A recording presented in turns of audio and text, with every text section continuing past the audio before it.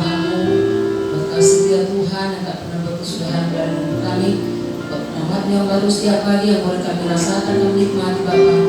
Terima kasih Tuhan Yesus buat pagi hari yang indah ini. Kami ada di tempat ini Tuhan, bukan karena kuat dan kehendak kami, bukan karena kemampuan kami Tuhan, tapi kami ada hari ini semuanya karena anugerah-Mu sajalah. Sehingga kami mulai di tempat ini Tuhan. Satu hal yang kami mau Tuhan, kami mau bersekutu dengan Tuhan, mau memuji menyembah Tuhan di tempat ini, menaikkan persembahan kami, penyembahan dan pujian kami Tuhan di hadapan-Mu. Persembahkan seluruh hidup kami Tuhan, seluruh hidup kami yang terbaik, yang berkenan di hadapan-Mu Bapa. Terima kasih Tuhan Yesus, berkati berkat pagi hari ini, biar Tuhan hadirat-Mu menerus setiap hati Roh Kudus yang memenuhi hati kami, putuskan hati kami, layakkan kepada Tuhan. Kamu layak menaikkan penyembahan kami, pujian kami, persembahan kami terbaik di hadapan-Mu. Berkati waktu-waktu Tuhan yang hari pagi hari ini, yang sakit Kau sembuhkan, yang lemah Kau kuatkan, yang susah Kau hidupkan pagi hari ini Tuhan. Terima kasih Tuhan Yesus, berkati pada pagi hari ini dari awal pertengahan yang akhirnya, biar sukacita surga yang turun di tempat ini memenuhi setiap hati kami. Karena kami tahu Tuhan kasih-Mu tiada dua dalam kehidupan kami Bapa. Hanya Engkau Tuhan satu-satunya yang ada dalam hidup kami Tuhan, yang sanggup memulihkan setiap keadaan kami. Terima kasih Tuhan Yesus. Kami mulai pada pagi hari ini. Bagi yang siap memuji Tuhan, mari sama-sama katakan amin. Haleluya. Haleluya. Bapak Ibu Saudara, saya memanggil berdiri. Haleluya.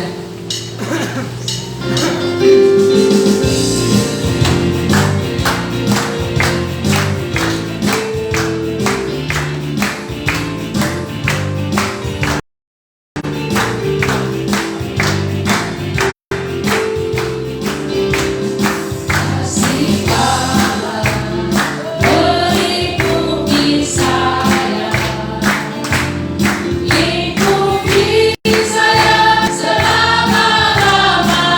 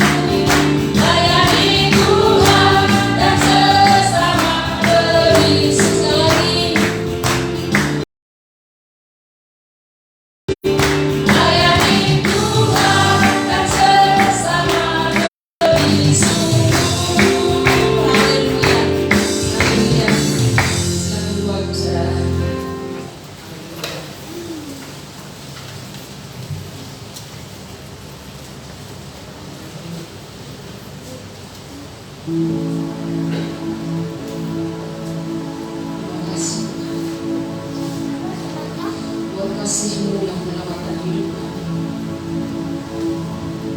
Terima kasih. Kasih-Mu tiada duanya bagi hidup kami.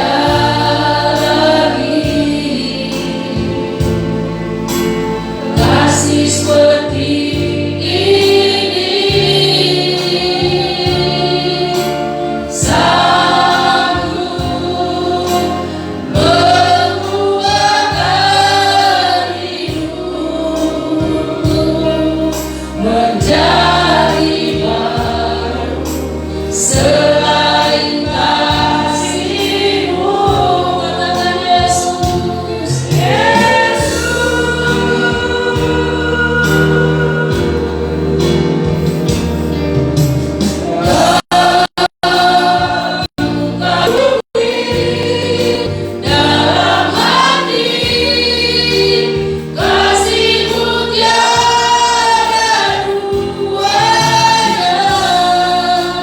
Sampai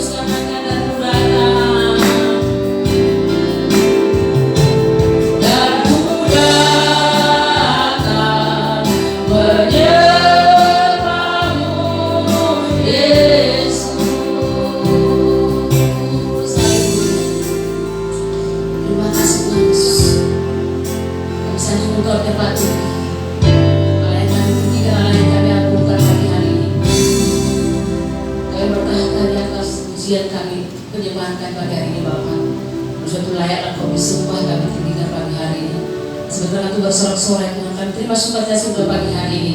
Bagi yang siap bersukacita, mari sama-sama katakan amin, haleluya. Silakan berdiri Bapak Ibu Saudara.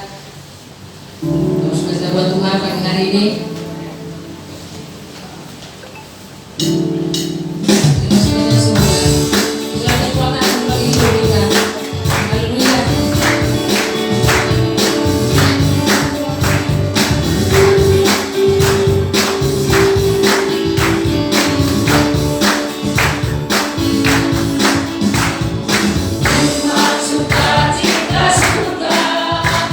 Itulah kekuatan bagi jiwa.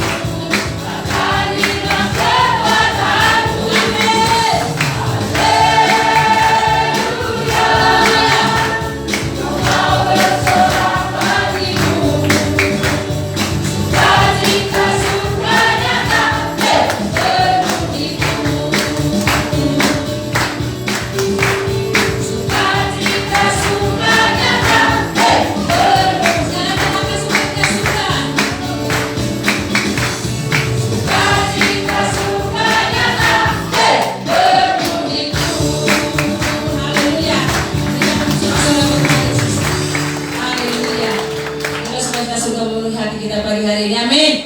Haleluya. Saya Bapak Ibu Saudara duduk kembali. Siapkan hati kita. Kita boleh dalam pemakaman pada siang hari ini. Haleluya. Biar firman Tuhan berkata di hati kita. Haleluya.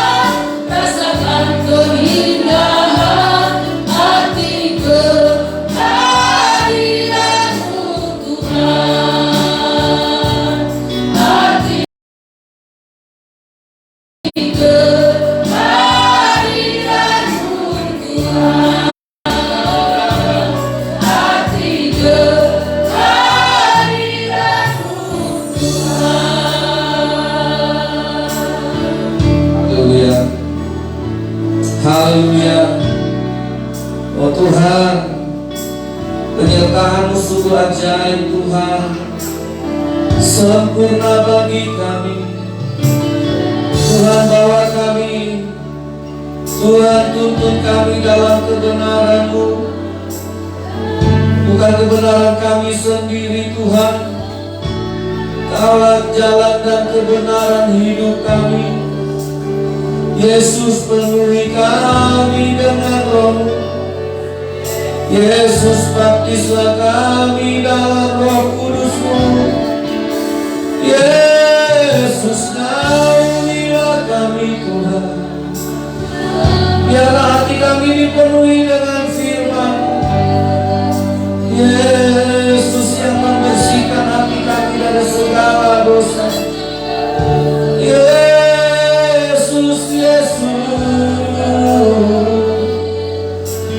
Yesus, kami berikan hati kami Tuhan.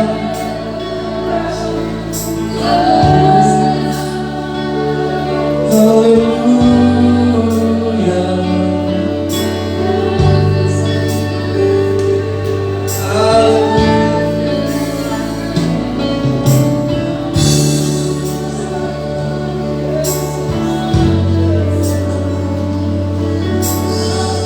Terima kasih Tuhan Yesus.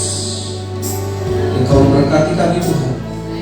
Engkau mengurapi kami Tuhan, agar mata kami melihat firman-Mu, agar telinga kami mendengar firman-Mu, agar hati kami memandang kekudusan dan kesucian Allah, sehingga kami meninggalkan segala dosa-dosa kami, sehingga kami bertobat dan meninggalkan segala kesalahan-kesalahan kami, sehingga kami Tuhan dilahirkan kembali sebagai ciptaan yang dibaharui, lahir dari kebenaran firman Tuhan, lahir dari kekudusan Roh Kudus. Untuk itulah kami datang, supaya kami dilahirkan kembali, tidak menjadi serupa dengan dunia ini, tidak menjadi segambar dengan dunia dan segala keadaan dan kondisinya. Sudah cukup lama kami terbentuk oleh lingkungan yang keras. Kami dibentuk oleh pergaulan yang keras, yang salah. Tapi di hadirat Tuhan kami mau dibentuk oleh firman-Mu, oleh tangan jamahan Tuhan yang melembutkan hati kami. Dalam nama Tuhan Yesus kami berdoa. Amin. Haleluya. Puji Tuhan. Shalom. Kurang keras, shalom. Amin. Saudara, siang hari ini untuk menerima firman Tuhan. Ya, minggu lalu firman Tuhan cukup keras, yang ini tambah keras, saudara.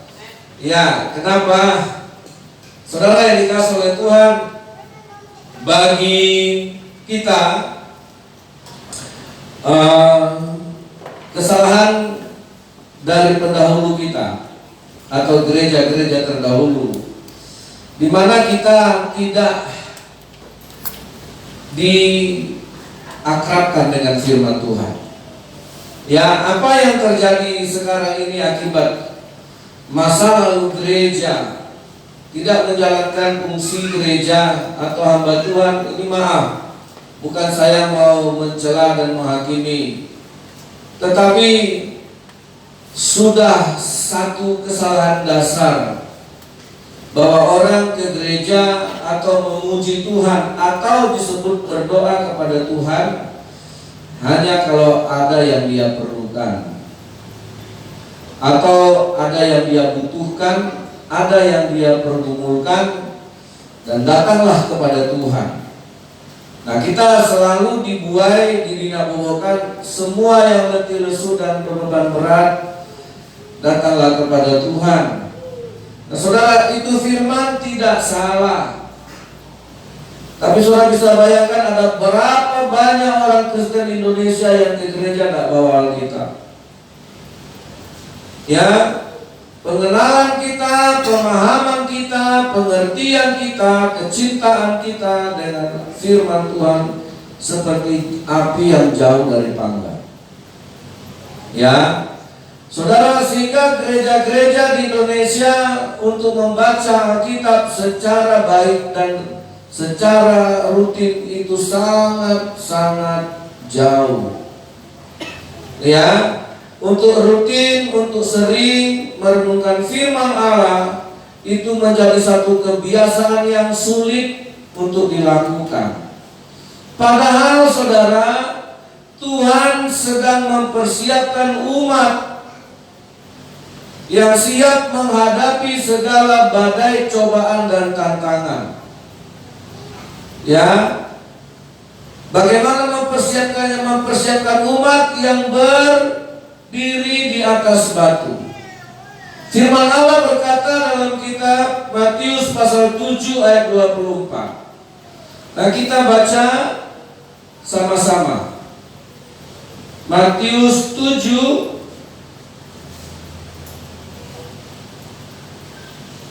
saya baca ayat 24. Nah, Bapak Ibu baca ayat 25 berganti-gantian. Matius 7:24. Setiap orang yang mendengar perkataanku ini dan melakukannya, ia sama dengan orang yang bijaksana yang mendirikan rumahnya di atas batu. Ayat 25.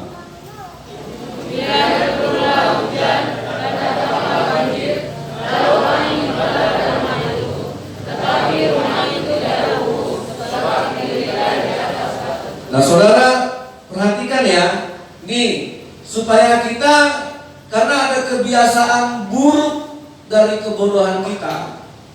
Ketika datang pencobaan, ketika kita datang banjir, ketika datang musibah, kita bilang Tuhan marah sama kita. Oh, ini akibat dosa kita.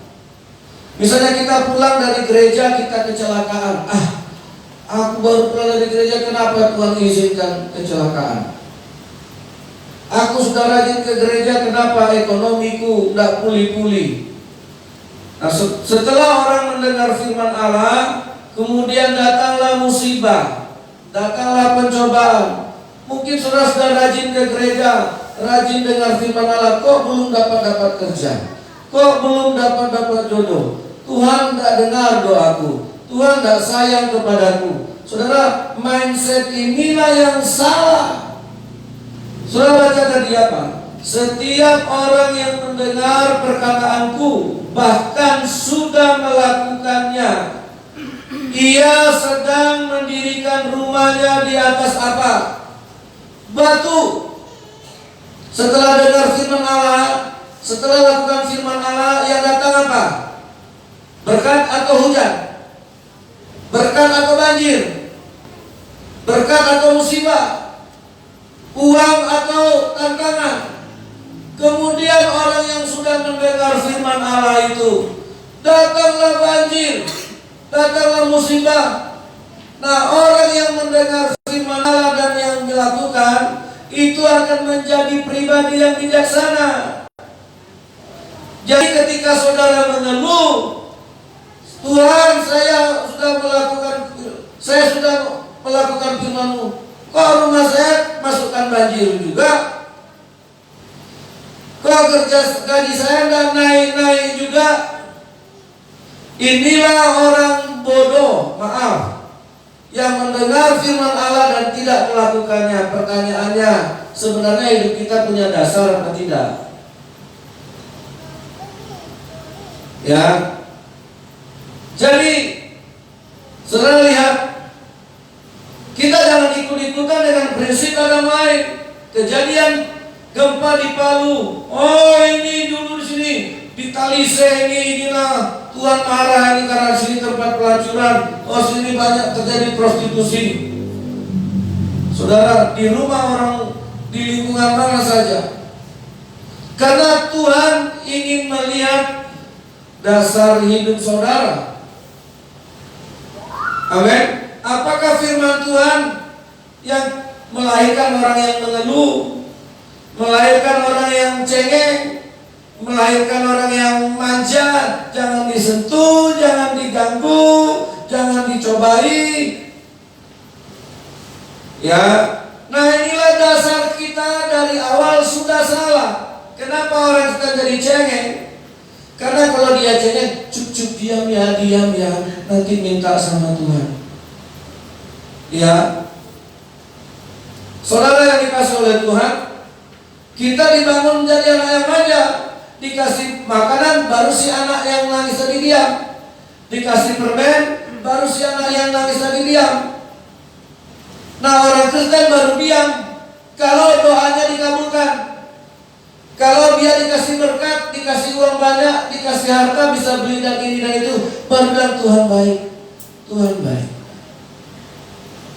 Kalau saudara mengatakan Tuhan baik karena saudara menerima berkat secara jasmani, salah penilaian saudara terhadap Tuhan.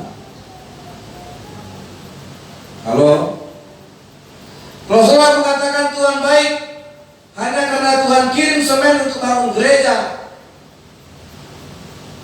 saudara salah. Karena Tuhan tak bangga kalau hanya dibilang dia baik, saudaranya yang bangga, sayanya yang bangga. Kalau saudara bilang, oh baik Pak Pendeta Tria, dikasihnya saya beras, nah itu saya bangga. Ya baik Pak Sitorus itu dimasukkannya anak saya kerja, nah wajar Pak Torus bangga. Tapi kalau kita bilang Pak Tuhan baik, dikasihnya saya makan, Tuhan bilang aduh, nggak sampai pada rencana yang Tuhan maksud. Nah saudara, kesalahan terbesar kita dari awal kekristenan kita tidak akrab dengan firman Tuhan. Kita tidak cinta dengan firman Tuhan, sehingga kita tidak tahu yang mana yang terbaik dari Tuhan. Ya, nah kalau kita membaca ke bawah dari ayat yang tadi, tetap setelah itu turunlah hujan, datanglah banjir, lalu angin melanda rumah itu, tapi rumah itu tidak rubuh sebab didirikan di atas. Ya ini yang Tuhan mau, rumahnya tidak roboh. Tetapi orang yang mendengar firman Allah dan tidak melakukannya, ia sama dengan orang yang bodoh yang mendirikan rumahnya di atas pasir. Kemudian apa? Datanglah hujan, hujannya sama, banjirnya sama, gempanya sama, ujiannya sama. Orang bodoh, orang pintar, orang ke gereja, orang tidak ke gereja, orang baca Alkitab, orang tidak baca Alkitab, banjirnya sama. Amin. Jangan kita bilang, masa Tuhan aku sudah setia sama Tuhan, pencobaanku sama dengan orang yang tidak ke gereja. Sama. Terus bedanya di mana Tuhan? Rumah dia roboh, rumah kau tidak roboh. Di situ bedanya. Amin. Tuhan tidak membedakan, oh ya yang jahat-jahat ini kuhajarlah dengan musibah, penyakit, kutukan. Orang-orang yang rajin ini tidak dispesialkan Tuhan, anak emas. Sehingga kita doa Tuhan baik, sehingga aku tidak sama. Tidak begitu cara Tuhan. Nah, saudara yang dikasih oleh Tuhan, karena kita sudah diajar dari dasar awal, datanglah sama Tuhan kalau banyak masalahmu. Datanglah sama Tuhan supaya kau diberkati. Datanglah sama Tuhan kalau besar beban. Itu kan. Tapi kita tidak masuk ke dalam kebenaran yang sesungguhnya, mengerti apa kebaikan Tuhan yang sebenarnya. Saya boleh tanya, sebenarnya apa kebaikan Tuhan yang sebenarnya? Saudara lihat dalam kitab Lukas pasal 10. Lukas pasal 10 kita baca secara berganti-gantian.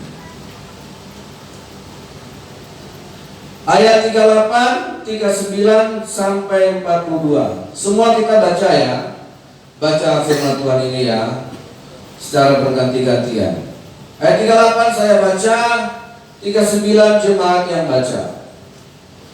Ketika Yesus dan murid-muridnya dalam perjalanan, tibalah ia di sebuah kampung. Seorang perempuan yang bernama Marta menerima dia di rumahnya. 2, 3.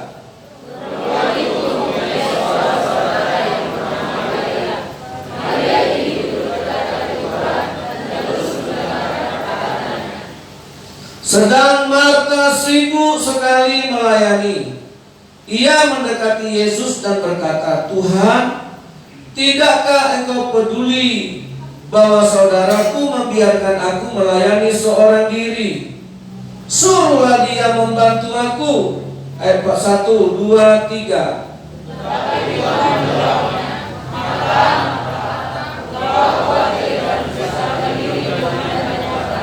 Lanjut, 4, 2, 2, 3. Tetapi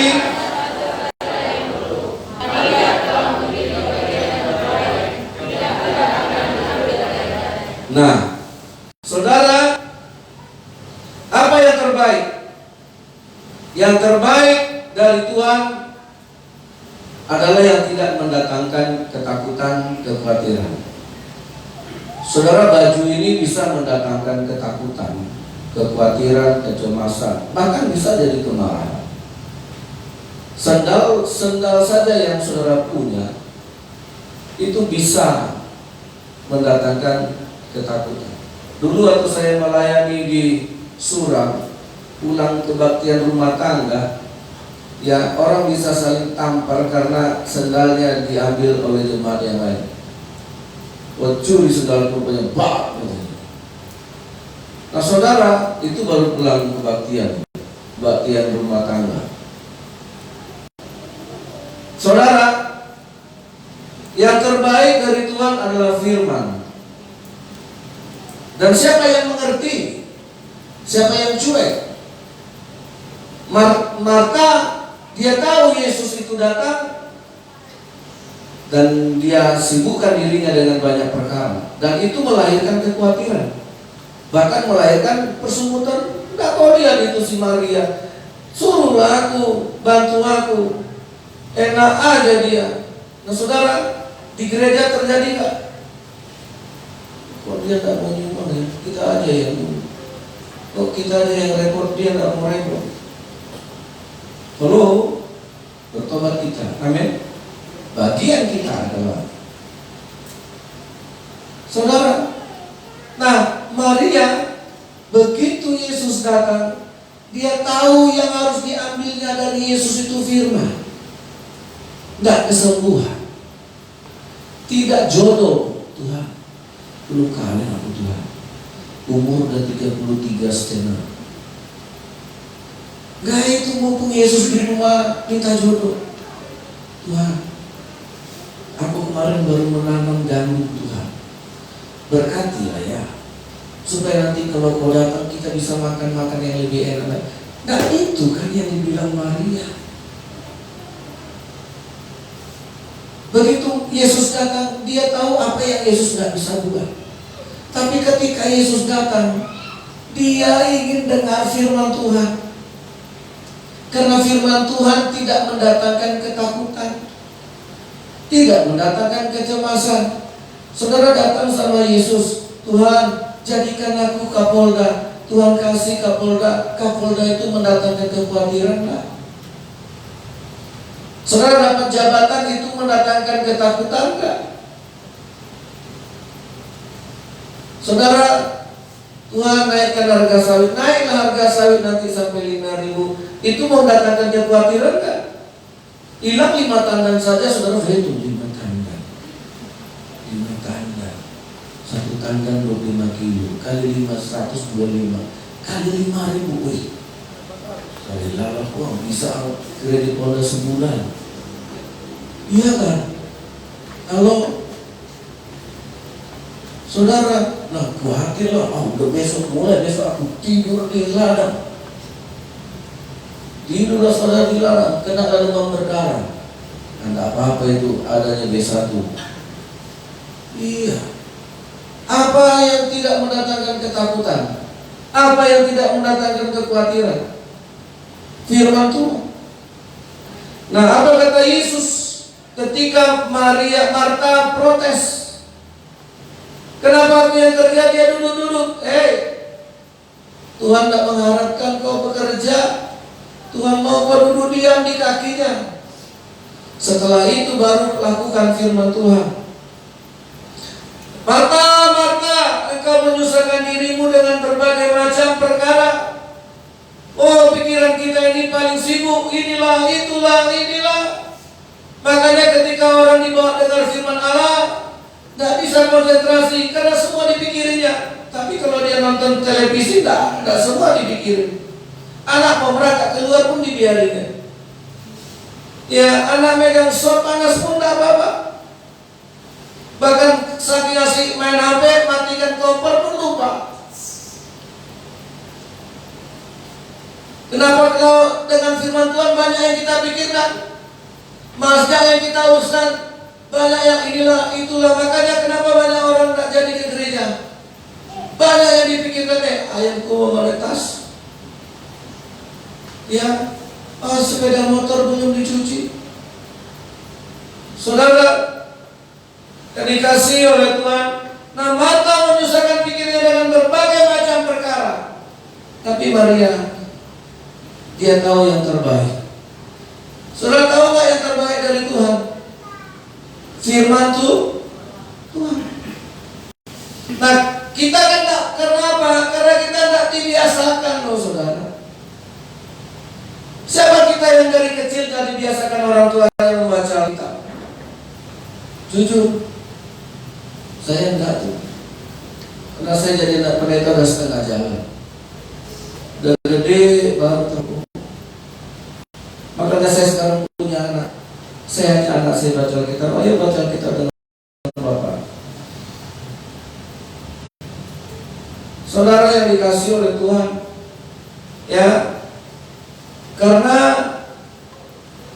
jujur kan, semua ayat Matius 11, 29, 30 itu semua orang apa?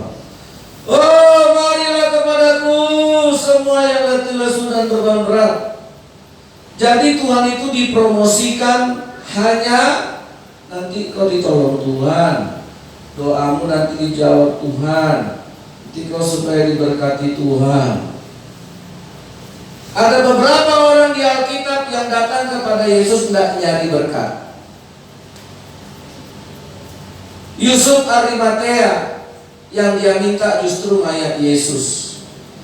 Pilatus, izinkan aku mengambil mayat itu, karena tidak satu orang pun yang berani. Yusuf Arimatea menurunkan mayat Yesus dari kayu salib, dikuburkannya di kuburannya sendiri. Dapat apa dia? Pernahkah dia minta disembuhkan? Pernahkah dia minta diberkati Tuhan? Ini orang-orang yang murni, dasar imannya murni. Inilah orang-orang yang punya dasar sejati. Pernahkah Yesus menyembuhkan orang lumpuh? Pernah. Waktu Yesus disalib, di mana dia? Yusuf dari Arimatea yang datang. Waktu Yesus memikul salib, siapa yang disuruh orang tentara-tentara Roma memikul salib Yesus? Simon. Bukan murid-muridnya, ini Simon yang lain. Simon dapat kebahagiaan hanya pikul salib, yang lain dapat disembuhkan, yang lain dapat 5.000 orang dapat roti. Si Simon hanya dapat jatah. Kebetulan dia lihat, sini kata tentara, kau yang pikul salib ini. Dia pikul salib Yesus itu, dibantunya Yesus sampai ke Golgota. Apes, kenapa aku lewat situ tadi ya? Itu pikirannya. Dia tidak dapat apa-apa. Orang lumpuh, orang tuli, orang buta dapat jatah yang baik-baik. Tapi di mana mereka sih? Ya, nah saudara yang dikasih oleh Tuhan, makanya kita harus kembali. Ini satu pelajaran bahwa yang terbaik dari Tuhan adalah firman Tuhan. Amin atau tidak amin? Nah, saudara, kalau amin, baca renungan firman Allah, jangan takut, jangan bosan, jangan malas. Kalau tahu itu sumber kebaikan. Tadi malam saya sharing sama Makarya, yang diberkati Tuhan itu firman-Nya. Orang yang punya firman kepadanya akan diberikan, orang yang tidak punya firman daripadanya pun akan diambil. Sebab barang siapa yang percaya kepada Allah, dia berpaling kepada Allah dan dia percaya bahwa Allah memberi upah kepada setiap orang yang mendengarkan dan melakukan firman-Nya. Itu garansi. Amin. Itu garansi. Makanya beda pertumbuhan gereja di Indonesia dengan di China, dengan di India, dengan di Korea. Mereka enggak ya, kalau di Indonesia bikin KKR kesembuhan bangga. Iya kan? Oh, KKR kesembuhan ramai itu semua kata. Di sana enggak, saudara. Mereka enggak berharap sembuh atau tidak sembuh. Mereka enggak berharap ditolong atau tidak ditolong. Mereka hanya haus akan firman Tuhan. Amin. Sehingga gereja-gereja di Cina mereka bisa kebaktian tanpa pendeta, hanya dengan bermodalkan Alkitab di gereja-gereja bawah tanah. Alkitab ini tidak ada yang utuh, karena kalau jumpa Alkitab yang utuh susah disembunyikan. Mereka robek-robek. Ya, mereka bisa sembunyi membacanya, lipat, masukkan, tukar dengan teman. Ketemu di gereja kayak gini, ayo saling tukar, kita kau halaman berapa, ayo kita baca, tukar. Tuhan sedang mempersiapkan satu umat untuk menghadapi ujian, banjir, angin, badai. Disitulah ketahuan apakah kita mendengar firman Allah dan melakukannya atau tidak. Karena firman Allah harus melahirkan orang-orang bijaksana. Kita harus bisa menjadi petarung-petarung yang tetap berdiri walau 1000 rebah di sisi kanan, 10 rebah di sisi kiri, tetapi kita tetap berdiri. Rumah kita tetap berdiri. Amin. Saudara tidak bisa hilangkan, oh Tuhan jangan ada banjir. Bagaimana kita bisa berdiri kokoh di tengah-tengah begitu banyak pencobaan? Ya, begitu banyak ujian seperti pandemi ini. Mungkin tahun depan lain lagi virusnya. Saudara yang dikasih oleh Tuhan, kenapa? Harta, jabatan, pangkat semua bisa meninggalkan saudara. Tapi hanya satu yang tidak bisa meninggalkan, firman Tuhan. Amin. Ya, kenapa? Saudara lihat ya, firman Allah itu sebenarnya harus berada di mana?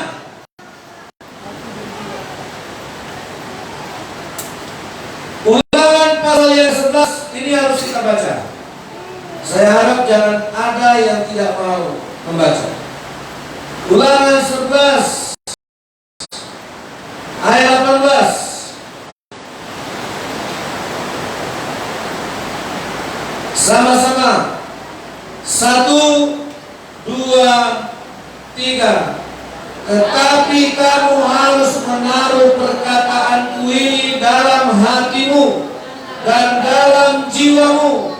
Kamu harus mengikatkannya sebagai tanda pada, dan haruslah itu menjadi lambang. Di mana firman Allah itu seharusnya berada? Di hatimu. Nanti saya akan jelaskan kenapa harus ada di hati.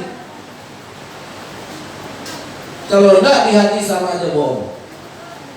Nanti saya jelaskan. Saya kasih tahu perbandingan. Ya, nah sekarang firman Allah itu ada di hati kita atau enggak? Yang kemudian ada di mana? Di jiwa. Apa itu jiwa? Pikiran, kehendak, perasaan. Itu jiwa. Tiba kita memutuskan sesuatu, Kehendak Allah atau kehendak kita? Ya, di hati itu di dalam roh manusia maksudnya, di dalam intuisi. Karena itulah satu-satunya sarana kita untuk berkomunikasi, berhubungan dengan Tuhan. Itu di dalam tubuh. Satu di dalam jiwa, satu di dalam roh. Amin. Di situ ada firman Tuhan yang di luar tubuh, di tangan. Di tanganmu, apa yang ada di tangan biasanya? Gelang. Tangan ini melambangkan apa? Pekerjaan, usaha. Ada firman Tuhan. Apakah kita bekerja, berusaha sesuai firman Allah? Kita tidak menjadi Kristen hanya di gereja saja. Karena pencobaan juga ada di tempat kerja. Di mana ada pencobaan, di mana ada potensi kita akan dicobai, disitulah kita harus membuktikan firman Tuhan. Di gereja ada pencobaan. Seberapalah pencobaan di sini? Kita hanya 2 jam di sini. Halo, amin. Tapi di mana banyak pencobaan? Wow, di rumah. Karena berapa jam kita di rumah? 24 jam kita di rumah. Berapa jam kita di kantor? 8 jam. Lebih banyak potensi pencobaannya daripada di gereja. Cuma 2 jam di sini. Tidak ada kesempatan untuk saling menyakiti. Kalaupun ada, kita pun harus menang. Ya, saudara yang dikasih oleh Tuhan. Kemudian firman Allah itu ada di mana? Di dahi. Melambangkan apa ini? Keputusan.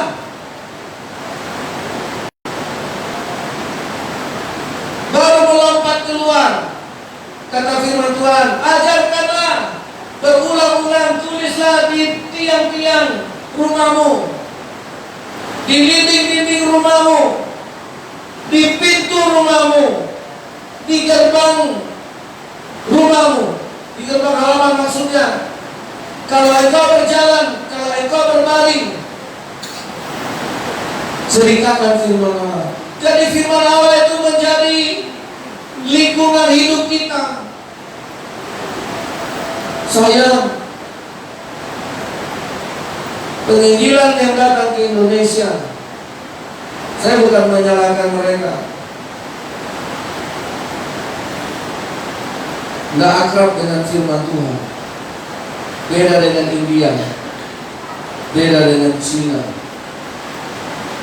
beda dengan Korea. Sehingga orang Kristen Indonesia gampang tertipu.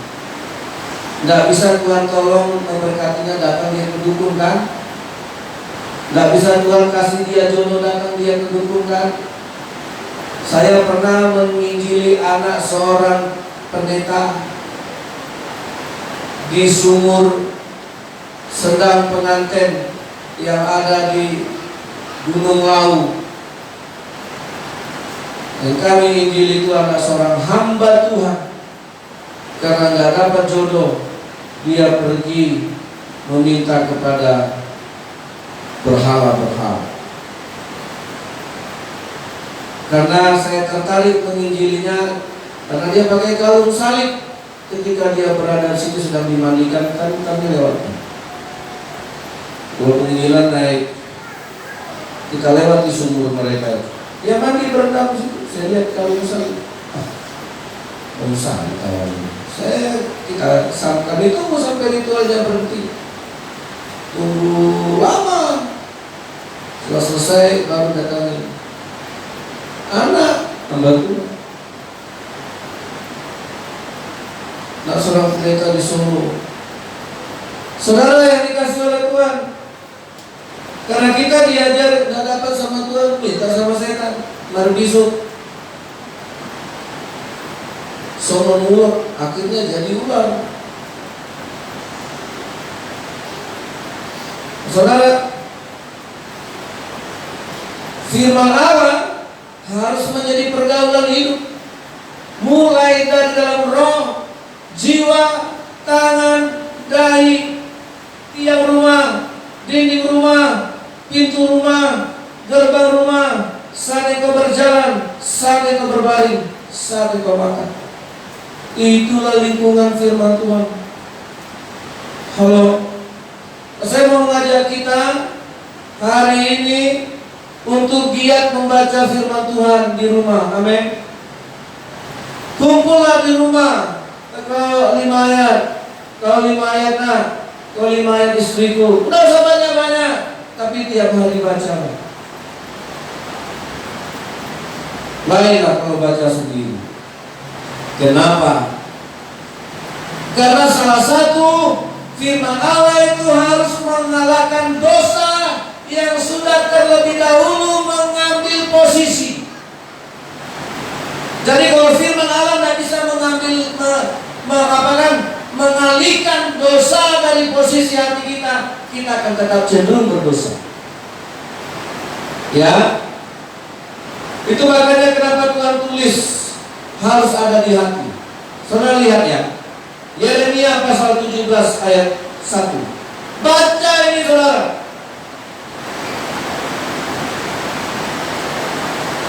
Yeremia pasal 17 ayat 1. Sudah dapat? Ya, kita baca ya. 1, 2, 3. Dosa Yehuda tertulis dengan pena besi, yang matanya dari intan, terukir pada loh hati mereka, dan pada tanduk-tanduk mesbah mereka. Di mana dosa tertulis? Di mana saudara? Di hati. Pertanyaan saya, waktu kita lahir, mana yang sudah lebih terdahulu tertulis di hati kita? Firman atau dosa? Halo? Kita sudah lahir dari keturunan dosa. Kita sudah mewarisi dosa. Untuk menghilangkan tulisan dosa yang sudah terukir di hati kita. Itu firman Tuhan. Amin. Makanya kita harus punya hati yang baru. Tidak bisa dipakai hati ini. Makanya dikatakan Yeskiel, berikan aku hati yang baru, buanglah hati yang lama. Amin. Hati yang baru, hati yang sudah ditulis dengan firman Allah, ditato saja susah hilang. Coba tato, mau dihilangkan bisa nggak? Tetap ada bekasnya. Jadi macam minta yang baru. Hati kita, ya, makanya manusia, apa kata orang berdosa? Dari lahir kita sudah lahir sebagai orang berdosa. Kan belum melakukan dosa. Makanya dulu saya pernah ajarkan, apakah karena memakan kambing harimau menjadi buas, atau karena dia buas memakan kambing? Ya, bukan karena dia makan kambing baru disebut binatang buas. Jadi kalau makan kambing nggak buas, makan rumput. Apakah karena harimau itu tidur dia tidak binatang buas? Dia tetap binatang buas karena dia sudah terlahir sebagai binatang buas. Amin. Harimau kecil, binatang buas, binatang buas.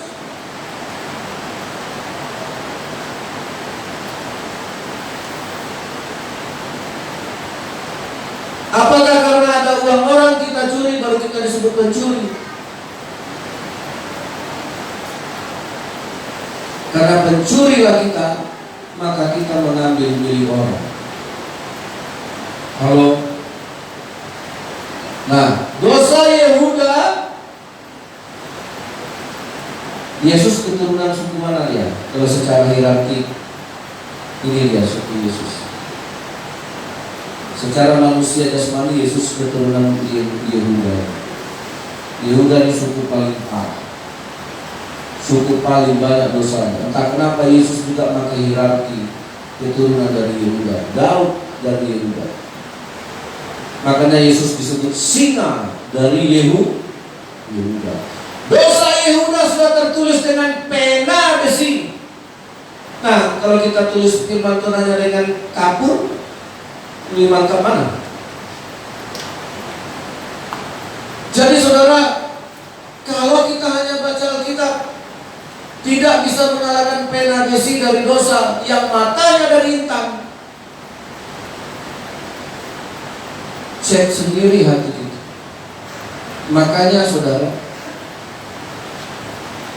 kenapa Tuhan dalam kitab Kejadian pasal 6, lihat Kejadian pasal 6 ayatnya yang kelima. Lihat di situ saudara. Kenapa Tuhan marah? Tuhan marah dan mencurahkan air bah. Kenapa? Karena besar dosa orang. Ketika dilihat Tuhan bahwa kejahatan manusia besar di bumi. Wow, kejahatannya sudah canggih-canggih, kejahatannya sudah hebat-hebat. Saudara, masih bisa diampuni, sebenarnya masih bisa. Sesungguhnya masih bisa, sebesar apapun dosa kita. Tapi saudara lihat, apa yang membuat Tuhan menghukum? Lanjut. Ketika dilihat Tuhan bahwa kejahatan manusia besar di bumi. Ayo sama-sama kita ya. 2, 3. Dan bahwa segala kecenderungan hatinya selalu membuatkan kejahatan semata-mata. Maka apa? Menyesalah Tuhan. Ketika dilihat Tuhan banyak kali dosa. Gawat ini. Dari mana sumbernya? Nah, ketika Tuhan telusuri dan selidiki, dari mana dosa? Dari hati. Dari sana. Karena sudah ditulis dengan apa tadi? Pena besi, matanya dari intan. Mau dihapus macam mana? Kecuali diganti dengan hati yang baru, yang ditulis dengan firman Tuhan. Jadi kalau saudara baca Alkitab, itu sampai saudara dilahirkan kembali dari firman Tuhan, baru lulus. Katakan amin. Jangan sekedar baca, membaca sampai kita dilahirkan dari benih firman Allah. Tidak lagi hati yang lama. Amin. Hati yang lama sudah ditulis sama iblis, dari bayi sudah ditulis. Makanya nak diajarin mencuri bisa zaman aku. Ya. Dan dia jadi berbohong, boyo bergabus. Kalau dipintar anak ini berbohong dari bapaknya, dia bapak kencing berdiri, anak kencing berlari ke anaknya pula. Datang lagi cucu kita, aku kencing salto. Iya.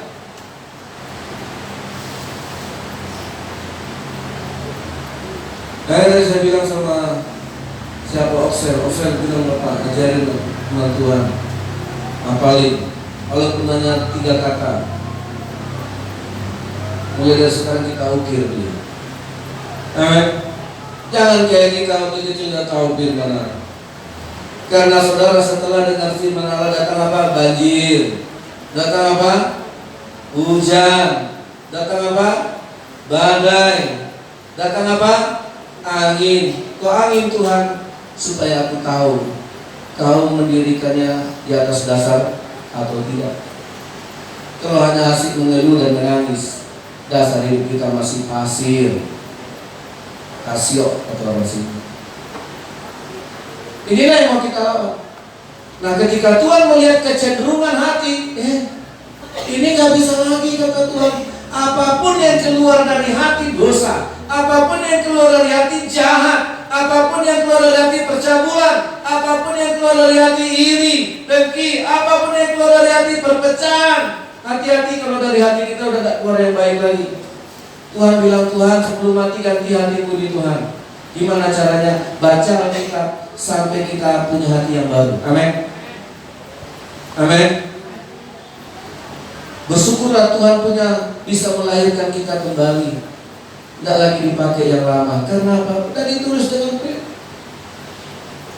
Dulu anak mantu saya masuk polisi, Ramses namanya. Begitu masuk polisi ada tato di lengannya. Gimana lah aku masuk polisi ini? Ada tato. Bisa hilangnya, Pak? Gimana? Waktu itu saya masih tahun 80-an. Istrikanya jadi cacat. Bisa hilang? Nggak bisa. Ya, saudara, akhirnya apa? Nggak bisa masuk polisi karena dia terlanjur besar tatonya. Saya ada tatonya kecil di sini. Kok ada huruf, Pak? Kata benanya, Mas. Huruf apa itu? S. Tapi bukan nama mantan ya. Nama saya Saha, bukan Santi.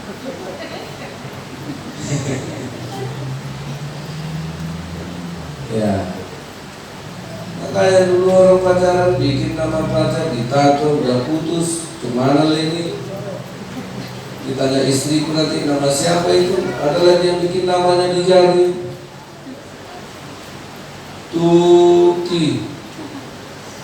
Siapa lah itu, Pak? Ah, ini nama mama punya. Nama mamanya Tiurnya, bukan Tuti. Jadi mau kau apa kan masuk mau potong jari ini. Makanya jangan ditato kalau kalian pacaran. Ya. Iya Pak Pendeta. Waktu itu lagi jatuh-jatuh cintanya, lagi mabuk-mabuknya, pas lagi mabuk ya ditulis juga. Ditulis di punggung besar-besar. Tiur. Ya, susah menghapusnya saudara. Nggak mungkin datang Pak Pendeta berkati aku. Kenapa setiap punggung kudu dikasih Tuhan punggung yang baru? Kenapa ada nama mantan sih? Saudara, hanya hati yang baru bisa diganti Tuhan. Amin. Ya. Sudahkah kita membaca Alkitab sampai kita dapat hati yang baru?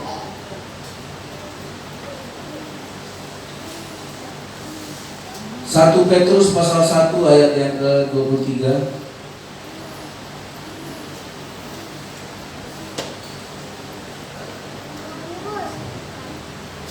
Satu Petrus pasal 1 ayat 23.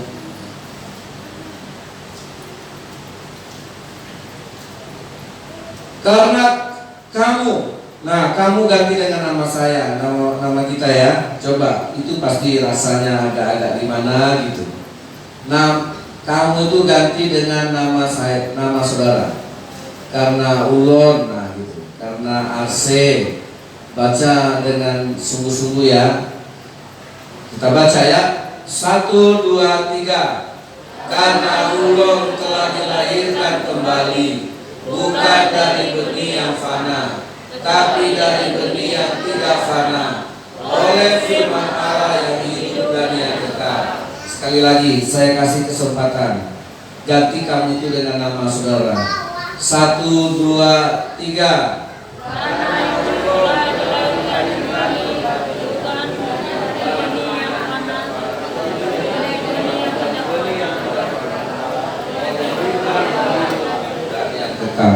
Ya, terasa kita harus berganti. Karena Ulon telah dilahirkan kembali, bukan dari benih. Karena benih yang dilahirkan dari rahim ibu kita itu sudah terlanjur ditulis sama iblis dengan pena dosa. Maka kita harus lahir baru. Kekristenan itu harus hidup baru. Makanya dikatakan Yesus sama Nikodemus, kamu harus dilahirkan kembali dari Roh Kudus supaya menjadi ciptaan yang baru. Ya, hati kita yang lama itu udah ditulis dengan pena besi kok. Matanya dari intan. Itu yang harus. Gak mudah saudara menghapus. Gak bisa dihapus begitu saja. Makanya baca firman Allah, di hati ada, di jiwa ada, di pikiran ada, di tangan ada, di dahi ada, semuanya ini harus dilahirkan dari firman. Nah, kita sedang menghadapi pencobaan. Kalau saudara mau berkata Tuhan itu baik, mintalah firman Tuhan. Amin. Tuhan berikan aku firman. Kan itu katanya Nuh. Oh, Nuh mendapat kasih karunia di mata Tuhan. Apa kasih karunia yang diterima Nuh? Datanglah Tuhan, Nuh, cuma kau yang dapat kasih karunia. Terus gimana Tuhan? Kau bikin bahtera. Inilah petunjuknya, kata Tuhan. Kau bikin bahtera dari kayu gopir, panjangnya 300 hasta, lebarnya 50 hasta, tingginya 30 hasta. Kau bikin. Itulah kasih karunia. Dia mendapat firman Tuhan untuk dikerjakan. Mari kita berdoa. Ku ada sebagaimana ku ada. Haleluya.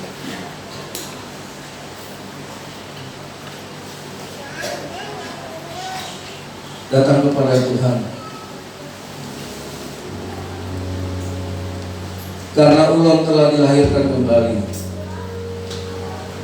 bukan dari benih yang fana, tapi dari benih yang tidak fana, oleh firman Allah yang hidup dan yang kekal. Renungkan firman Allah ini. Kita harus dilahirkan kembali dalam nama Yesus.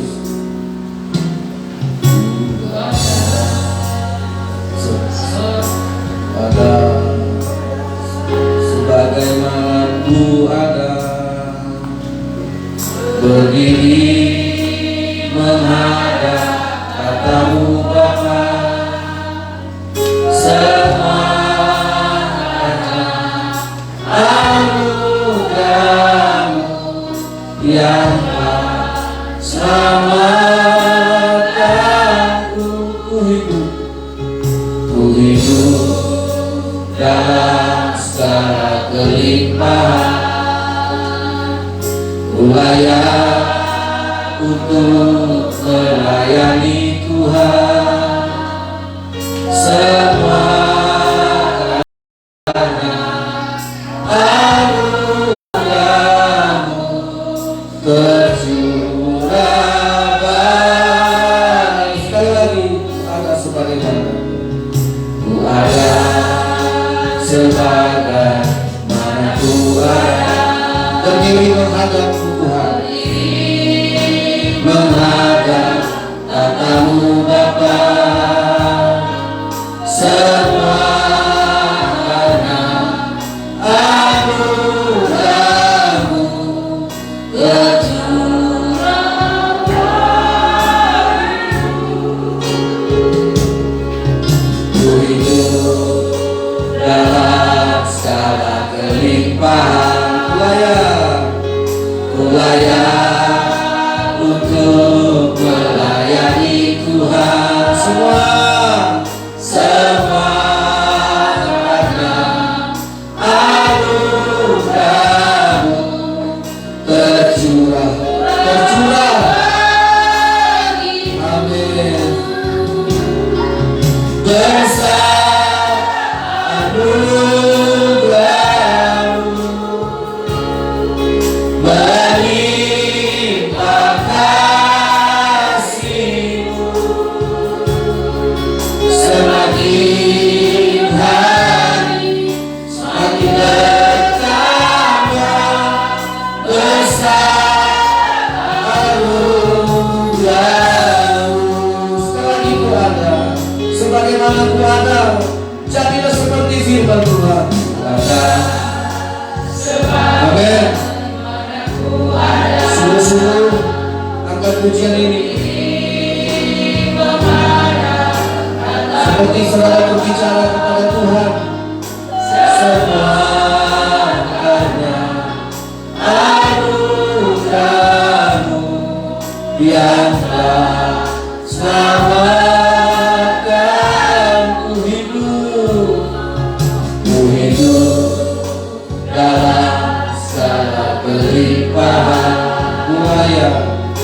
layak untuk melayani Yesus. Semua karena anugerah-Mu tercurah bagiku. Besar anugerah-Mu, melimpah kasih-Mu. Semakin hari semakin bertambah besar anugerah-Mu. Besar anugerah-Mu, melimpah kasih-Mu. Semakin hari, amin, semakin bertambah besar semakin hari semakin bertambah, amin, semakin bertambah besar anugerah-Mu.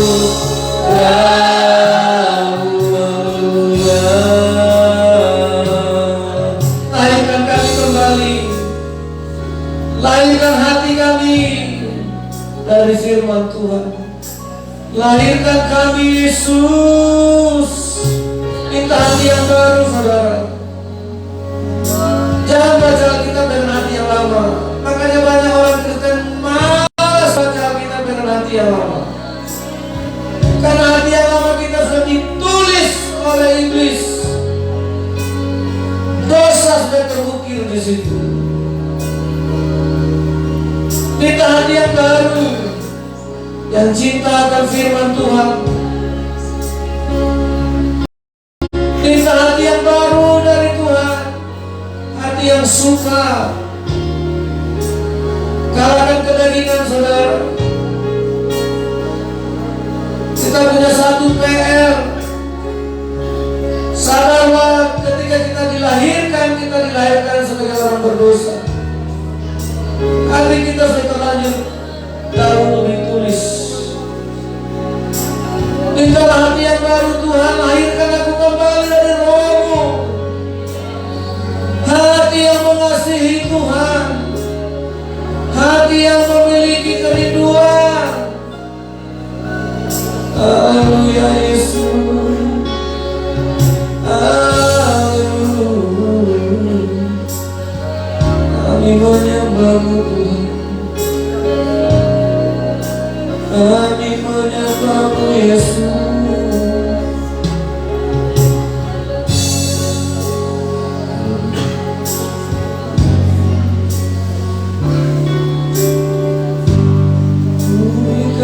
Hatiku dan jiwaku, semuanya bagimu di dalam hidupku, di setiap waktu.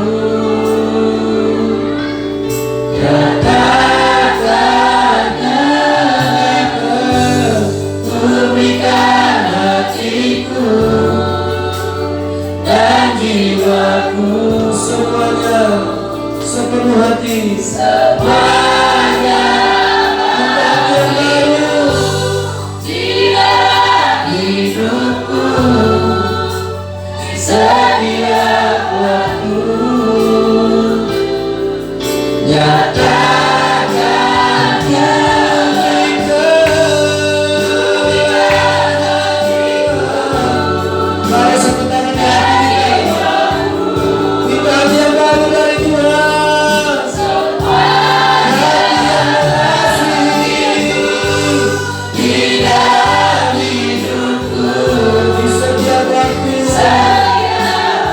Nyatakanlah Tuhan.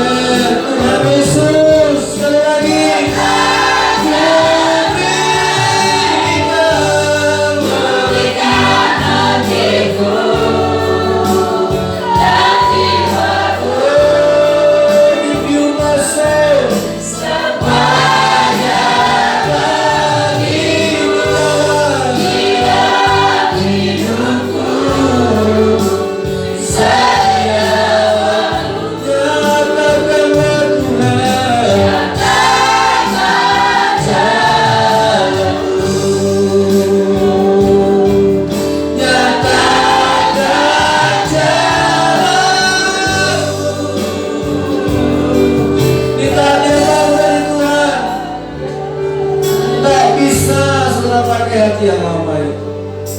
Nggak bisa. Udah ditulis iblis dengan pena besi. Satu-satunya cara minta hati yang baru. Bagi saudara yang selama ini begitu jauh dari firman Allah, jangan merasa enjoy. Jangan kau nikmati kejauhanmu dari firman Tuhan. Jangan merasa bahagia kalau kita masih jauh dari firman Allah. Jangan. Rugilah. Karena hatimu masih hati yang lama. Saudara, kalau kau masih menikmati kejauhan hatimu dari firman, kita masih nyaman, tak pernah baca Alkitab. Kita masih merasa bahagia, nyaman, tak pernah terasa rindu ingin baca Alkitab. Hati-hati, hatimu sudah ditulis oleh iblis dengan dosa-dosa. Karena itulah Tuhan membinasakan orang pada zaman Nuh. Karena setiap kecenderungan hatinya melahirkan kejahatan. Tuhan marah. Apapun yang keluar dari hati sudah dosa. Apapun yang keluar dari hatinya sudah jahat. Bersyukur Tuhan hari ini tidak menghukum kita, tapi Dia bersedia mengganti dengan hati yang baru. Amin. Kalau Tuhan marah seperti zaman Nuh, dilihatnya hati kita sudah ditulis iblis dengan pena besi. Semua dosa sudah tertulis di situ. Hari ini katakan, lahirkan aku Tuhan. Ini hati. Aku minta hati yang baru. Supaya kita tahu kebaikan Tuhan bukan karena memberi umur panjang saja.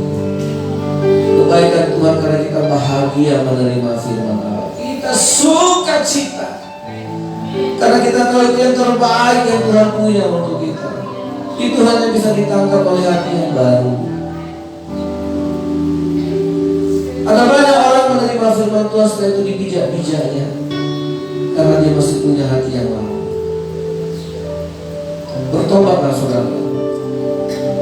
Saya mau jemaat GBA ini bertobat daripada disebutkan. Saya lebih rindu saudara bertobat daripada hanya dapat berkat.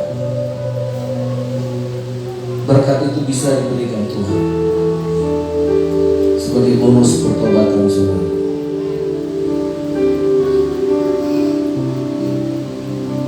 Haleluya. Terima kasih Tuhan Yesus. Terima kasih Bapa yang baik. Berikan kami hati yang baru. Berikan ulun hati yang baru. Buang hati yang lama. Hati yang sudah terlanjur ditulis iblis dengan tinta besi dan matanya dari intan. Ada satu, aku mau hati yang baru.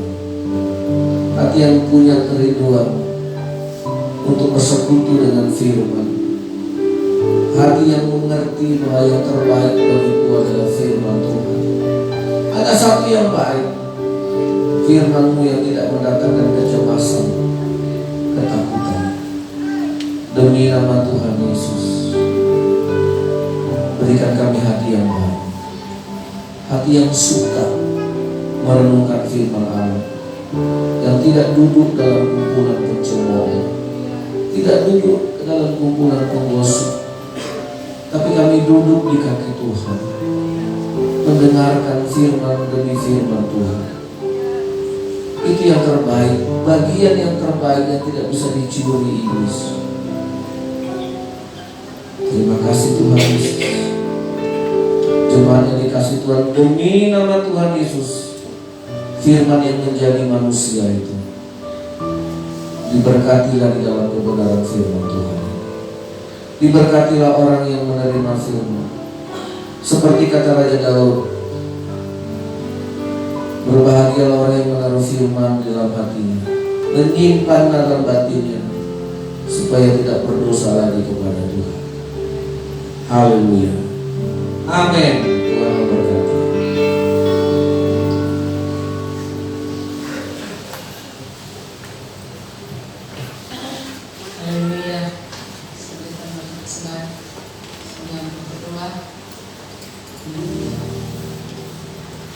bersyukur Tuhan siang hari ini buat hadirat-Mu yang boleh kami rasakan.